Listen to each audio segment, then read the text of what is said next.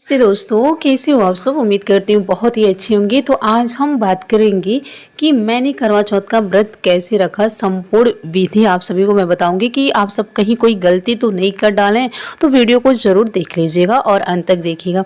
तो आइए यहाँ पे शुरू करेंगे। सबसे पहले मैंने यहाँ पे एक कलश लिया है। देखिए बहुत सारे लोग जो होते हैं ना कि बिना कलश रखे ही करवा चौथ का व्रत रखते हैं। तो मैं यहाँ पे बता दूं कि जल्दी के चक्कर में आप सब बिना कलश रखे, स्थापना बिना किए आप सब करवा चौथ का व्रत मत कीजिएगा। तो यहाँ पे कलश का स्थापना कर लीजिएगा। और यहाँ पे पत्ते लेने हैं, आम के पत्ते हैं, या तो 7 पत्ते ले सकते हैं, या तो 5 ले सकते हैं, 9 ले सकते हैं, इस तरीके से लेना है। उसके बाद से यहाँ पे चावल और फिर दीपक इसके ऊपर जला देना है। इस तरीके से चावल कोसी में रख लेना है। तो मैंने यहाँ पे 5 आम के पत्ते लिए। ये सब कंप्लीट हो गया। और मैं आप सभी को बता दूं कि इसके अंदर जो मैं कलश रखी हूँ, लोटे के अंदर कैसेली, दूब, हल्दी, सिंदूर, अक्षत, 1 रुपये, ये सब डाल करके आपको रखना है, स्थापना करना है। हल्दी की गांठ डालिएगा। और देखिए मैं यहाँ पे करवा चौथ माता की फ़ोटो प्रतिमा ले रखी हूँ, इनको चुंदरी उड़ा दी हूँ इस तरीके से।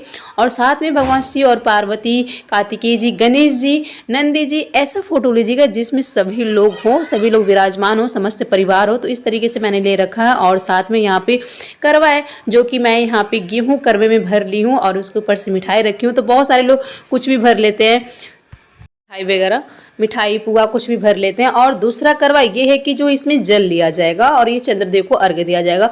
और साथ में यहाँ पे करवा माता का किताब है, अगरबत्ती, धूप और साथ में यहाँ पे मैंने ले रखा है कपूर। तो यहाँ पे कपूर आपको चंद्रोदय के समय भी जलाना और घर में आरती के वक्त भी जलाना है। सिंदूर, लाल पीली सिंदूर ले लीजिएगा। साथ में चंदन, बतासे और यहाँ पे अक्षत और साथ में चांद बनाने के लिए तो मैं यहाँ पे आटा ले रखी हूँ, चावल का आटा। और साथ में ऑयल, कलावा और सीख, जो कि सीख हमें बहुत ही ज़रूरत पड़ती है, करवे में लगा करके फिर चंद्रदेव को अर्घ्य दिया जाता है। और दीपक ले लेना, आपको जितना दीपक जलाना चाहते हैं उतना दीपक जला सकते हैं, लेकिन यहाँ पे केवल 2 दीपक की ज़रूरत पड़ेगी। एक छत पे जब जाना होगा तब ऊपर, और एक नीचे। और साथ में फल में आप कुछ भी, कोई सा भी फल ले सकते हैं, कोई सा भी फ्रूट ले सकते हैं। तो मैंने यहाँ पे बनाना और एप्पल ले रखा है। और साथ में आपको छन्नी, जिसकी बहुत बेहद ही ज़रूरी हो, तो इस तरीके से मैं इस पर सजा ली हूँ। और आप सब भी सिंपल छन्नी, चाहे जैसी भी छन्नी आपको ले लेनी है, लोहे वाली छन्नी रहेगी तो सबसे बेस्ट रहेगी, क्योंकि दीपक वगैरह उसमें लगेगा नहीं, आग भी नहीं पकड़ेगा। इस वजह से आप ऐसे छन्नी लीजिएगा।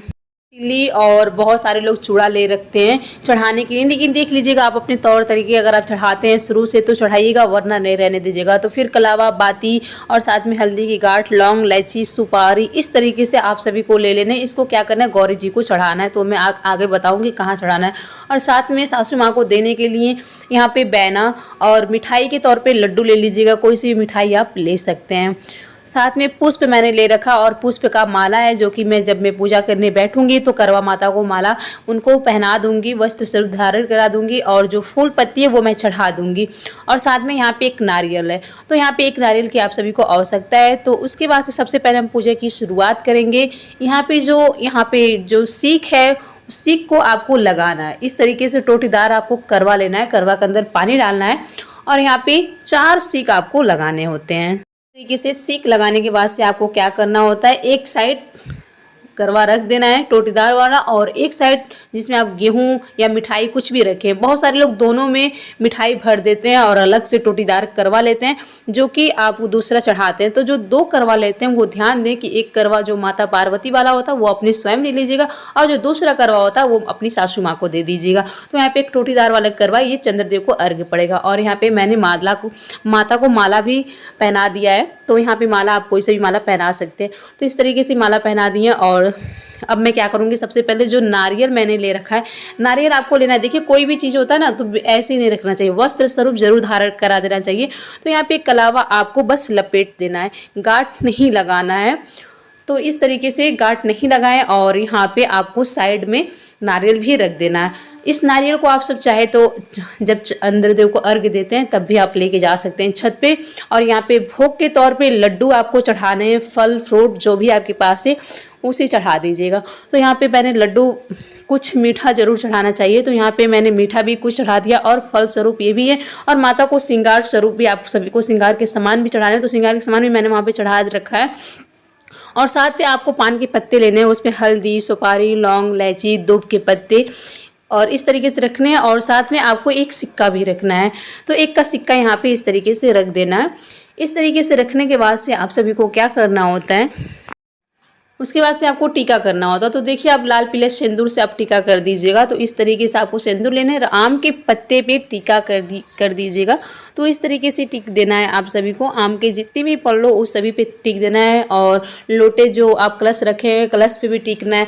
तो कलश आप मिट्टी के, पीतल का कोई सा भी कलश ले सकते हैं। और साथ में नारियल पे भी टिक देना है और जो आप पान के पत्ते रखे उस पर भी टिक देना है। तो इस तरीके से टिकने के बाद से आप सभी को क्या करना ले लेना, पहले से आप सभी को तैयारी करके रख लेनी होती है। उसके बाद से पूजा स्थान पे लेकर के ही बैठना होता है। तो चांद तारे आपको बनाने होते हैं। तो सबसे पहले इस तरीके से बनाने के बाद से आपको छोटे छोटे इस पे बना करके लगाने होते हैं चांद तारे। तो भी मैं आप सभी को दिखा देती हूँ।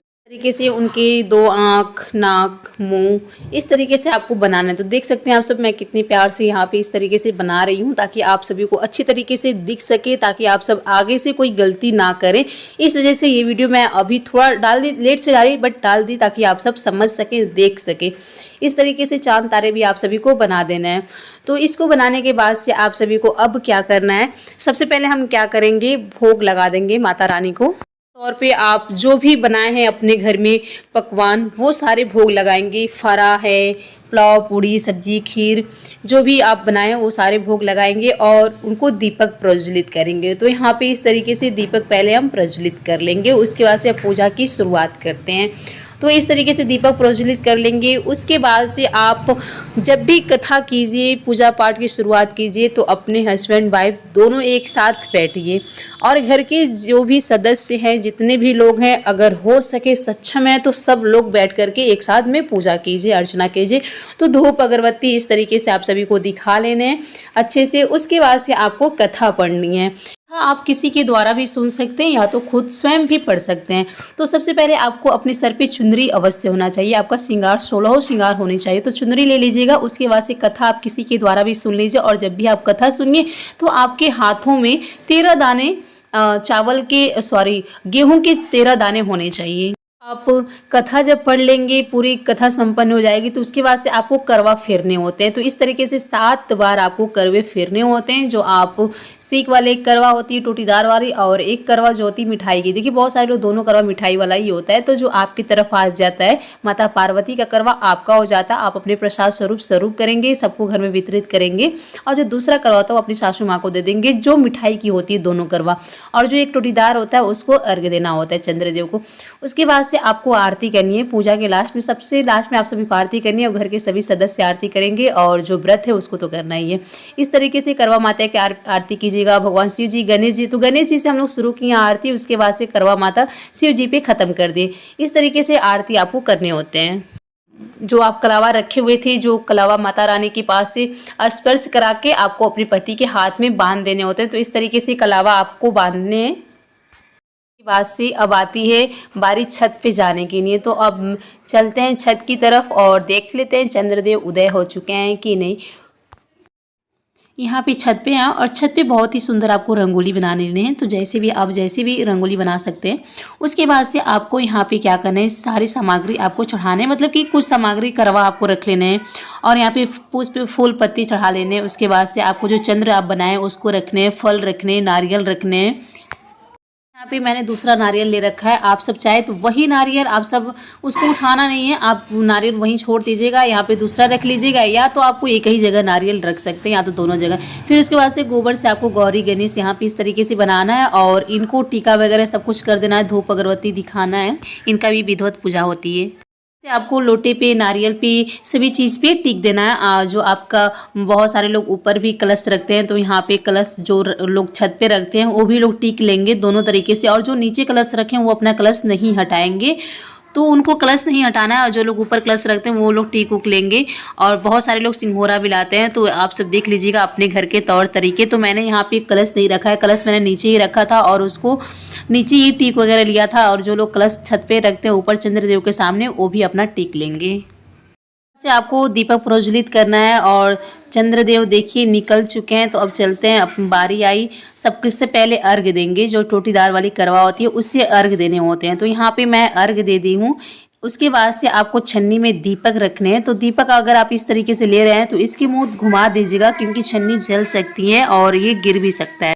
या तो आप गोल दीपक रखिए कि जो कि उसकी जो दीपक है वो ऊपर की तरफ रहे। तो उसके बाद से आपको चंद्रदेव को पहले देखने, उसके बाद से अपने पति देव को इस तरीके से आपको छन्नी के तौर पे देखने, उसके बाद से उनका आशीर्वाद लेना और साथ में आप टीका करना है।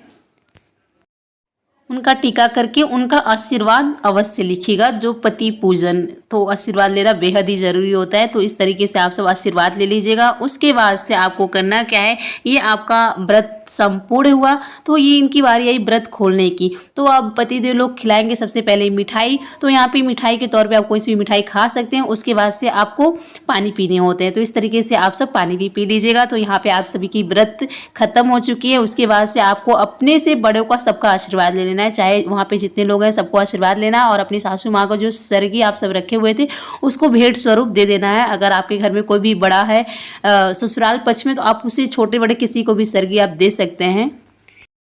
तो मेरी वीडियो बस यहीं तक की थी। मैंने सारी बातें आप सभी को बहुत ही विस्तार पूर्वक समझा दी हूँ। अगर अभी भी आप सभी कोई डाउट रह गई है तो नेक्स्ट टाइम से ऐसा डाउट ना रहे, आप कमेंट बॉक्स में कमेंट करके पूछ सकते हैं। चलिए फिर मिलते हैं नेक्स्ट वीडियो में। तब तक के लिए नमस्कार, स्वस्थ रहिए, सुरक्षित रहिए। फिर मिलेंगे ऐसी एक नेक्स्ट जानकारी के साथ, नेक्स्ट वीडियो के साथ।